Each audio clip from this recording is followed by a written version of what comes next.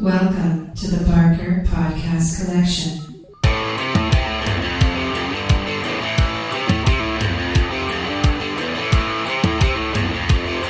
I suck, you suck, I suck at Call of Duty.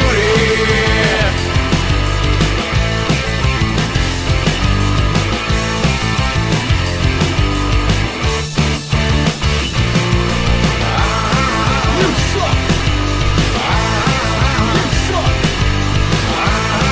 You suck. Welcome to the Not Playing Podcast. My name's Rob Howard, and this week I'm joined by Patrick Kay. Oh, and Matt Foxley. You can contact us on email at notplayingpodcast@gmail.com, or you can follow us on Twitter at notplayingpod. You've been messing around with the ARK Dev Kit, Matt, which is Unreal Engine 4. Yep. Well, it's Unreal Engine 4, and then ARK have made like their own sort of version of it. So what you have, so it's like it's their construction kit, or it's like a plugin what ARK for. Have done is they've took the Unreal 4 engine and then took out any bits they didn't need, and then they've done a GitHub for it, which is a bit tricky to download all the stuff and get it all working. Oh, so they forked it. Yeah. Right. So it's got what I'm using. It's really annoying at the moment because I'm stuck, totally stuck. Pat might know. I might ask him in a bit, but I'm completely stuck on it because I've got to a point where the Unreal Engine tutorials don't really match the ARK ones. No one's made any ARK ones. It's like it's all a bit like that. But yeah, it's very good. It's really powerful. I mean, I'm watching the Unreal 4 engine, software, which is free now, and they did want to charge for it a while ago. So it's completely free, and yeah, you could make a game with it, and I'm sure that's what Pat and Ian have been doing. So is the reason you got into it because they released it, or was it just that you wanted to do something else with that game? No, I'm playing. I still play a lot of ARK, and I play ARK Evolved. I play on a tribe server where this is the general public and some Twitch streamers have linked together and got a server, and so it's whitelisted, and they do a month season every month. So you get 4 weeks, and then you get a week. Like massive fight, they drop like an item in each base, and then everyone tries to get that item. Whoever gets the item first wins, and then they have a week off, and then another season. So they just keep going month to month. Okay. So it's like 4 weeks of gameplay with loads of random people. And that's all free? Yeah. Cool. It's all free, it doesn't cost anything. It's just you have to buy the ARK game, 15 quid, or I think it is on Steam sale. So it's kind of giving you a sort of short-term objective other than just sort of that persistent sort of keeping the base up and all that. Yeah, they swap the teams around. But why I'm using the Unreal editor for is because we're using ARK's original map, which is really unbalanced for doing a 3-team event, right, across it. So I just thought, how hard is this to do? And there's a couple of other guys that are doing different stuff, and I just thought I'd have a look at the editor. And you can build. I know I can definitely build something. I'm basically getting to the point now where I can start and put stuff together, and you can actually physically go. And if I had it uploaded and we all had it, you could actually be in there now and looking at me. Yeah. This is that's one how of quick my. It is. This is one of like my biggest beliefs about what the future of gaming will look like is user generated content. But I think like it won't be long until you're not going to have to be downloading Unreal Engine or whatever to do it. To make it, no. I think like putting tools into the game for users to do that. I think that is going to become quite a common thing in the future. Do you remember when Far Cry had that on the Xbox? Yeah. Oh, the ability to see what you were creating straight away and stuff. Yeah, you could it was just a map editor, but it had brilliant. such an easy to use UI that like anyone could make a map and then just immediately drop into it. And I totally think that's a huge thing that games are going to have in the future. Did you just reminded me, did you hear about Amazon Lumberyard? Yeah. Now, to me, right, because this is powered by AWS, which is a content delivery network. That is basically the Matrix. Oh, is that where I can actually go with my 3D island then that I'm building at the moment? Well, yeah, because it would be all Yeah, it hosted would in the always be there. cloud. All in the hosted there. cloud. That's what I said to you the other day. I could build this. Pat, this is why I was getting really excited, because obviously me and Robert both ordered Oculus Rifts. Yeah. And they come in March. Woo! Next month. Yeah. And so basically, this is what got me into it. Playing with all those people, doing all that stuff. There's a big audience out there, and I just thought, well, what would be nice is if I wanted to talk to you over Skype or something, well, you could come into my world.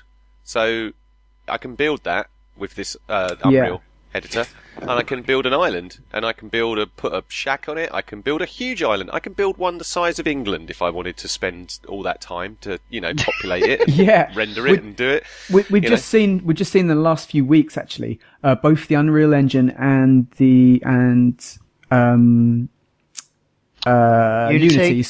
have Unity. they've demoed basically being able to edit VR scenes in VR. Yeah, in VR. Yeah, that's what I'm really interested about. And that's going to be amazing. But like what Rob was saying about the Matrix. Do you mean the metaverse, Rob?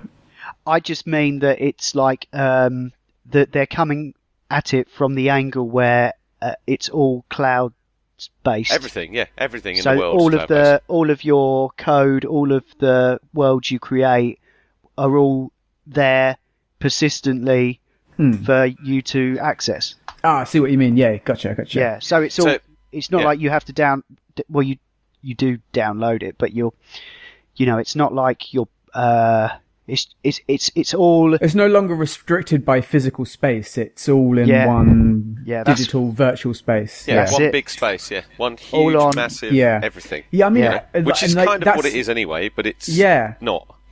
I mean, I actually think like whoever builds the metaverse or whatever the metaverse is going to be called, Skynet. It's gonna. I think it's either going to be Facebook or Google, because I think the answer to who can actually pull off something like that is who owns the most server space. Or Netflix. Netflix. Like, I think it is a physical restriction. Well, Microsoft's putting them in the sea. Who owns enough server space to put billions of people online at the same time? Well, that's why I think Amazon. Honestly, I'm thinking Amazon are in that conversation as well. But can Amazon compete with Facebook in terms of server space? I think they'll work together. And Google. I would say no, because Amazon are more of really their major business is delivery service. Sending stuff to you very quickly. Their data. Amazon is rich in data. Physical items. But it's not just physical products that they're involved in. Their content delivery network is to get digital products to people really fast. That's part of it. Part of the initiative, True. I think, was it's all because of Amazon Video. All of that is on Amazon's cloud. We use Amazon's cloud at work. All our servers are on there. I know it because I had a headache They're slow for optimizing. games. They're slow for gaming. Really bad for gaming. Everything that I was playing, like multiplayer stuff, then none of them are on Amazon ones anymore. They were originally, and then they all switched to two or three different ones. Well, the thing is, you can spec up the servers to whatever you need. That was and fully maybe spec'd. That was fully spec'd, was it? They may not be gaming. There's gaming servers, and then, you want it to be. I can see Amazon doing it like, oh yeah, these are super cheap, but you'll still get high performance. Where gaming servers, you want them to be like, no one else to be on it. Yeah. At all, not even trying to get, a song or something, So what were you hosting ARK on AWS then? Yes, we were. Right. Yeah. ARK was when it first launched. It was on different. It tried all different servers, and it was horrible, like rubber banding all over the place. And then they switched them all, and there's various different ones and stuff now around that are really good. If you look around, you can find them easy because you'll see what they're all on. Well, they're going to have to pull their finger out if they want to be the Matrix. Well, because that's gaming, yeah. But then that's what I mean. They might not have implemented super fast stuff for gamers. No. And I mean, sometimes I think these massive companies, they'll swallow up other companies, so they'll buy these other companies to then let them run under Amazon's umbrella. So they'll Yeah. all disappear eventually because they probably won't make much money, but they know how to run the servers, they know how to set them up and what they should be doing, you know, so they go super quick and you can have 100 players. I mean, we have 200 players on our server quite often, and that is like a load, you know, and it runs pretty well. Yeah, they're saying this lumberyard is basically, it's for multiplayer. They're saying they're looking at Twitch streaming, and Really? it's based on CryEngine Okay. apparently. Well, So, yeah, I mean, this is the thing. They may be, they've got to get this stuff out so that people can try it. yeah. If it's cheap enough, you know, everyone will go. That's the thing, isn't it? If it's cheap enough, people will go, oh yeah, that's good. And Yeah. it's a good quality service. Not a problem. Yep. Unlike Skype. So Pat, have you got any tips for Matt then as he embarks Matt, on? what sort of things you're building? Well, at the moment, I'm just doing. I'm playing around with just setting it all up properly, because it's got to look at all different sorts of like when you put the landmass down. So you put a landmass down. So you draw a landmass, right, and it selects all your quads, like 63 quads and stuff, and everything works in like 127, 127 and stuff like that. Mm-hmm. So you put your landmass down at the moment, and I can do that, that's no problem. Sculpting it, not a problem. But then you can start and do things like, instead of putting that landmass down as that size, what you can do is you make height maps. Yeah. Right? So I tried to make some height maps. Now, I found a couple of places online where you can actually go on there and select bits of the world. Yeah, so sure. you can select like England, and then it will height map it in and stuff. But what I can't get is the I seem to get from like how it works is like the blacks and then the whites, isn't it? It's the blacks that are the lowest point and the whites the highest. That's right, yeah. So when it doesn't, right, and I've played around with quite a few different ones, I just seem to get such a variant in there, so different.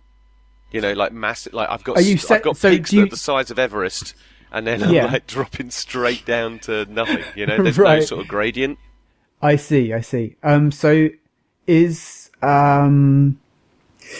do you set up the poly count of the landmass before you import the JPEG or whatever, or the bitmap or whatever file you're using? No, you just drag it in.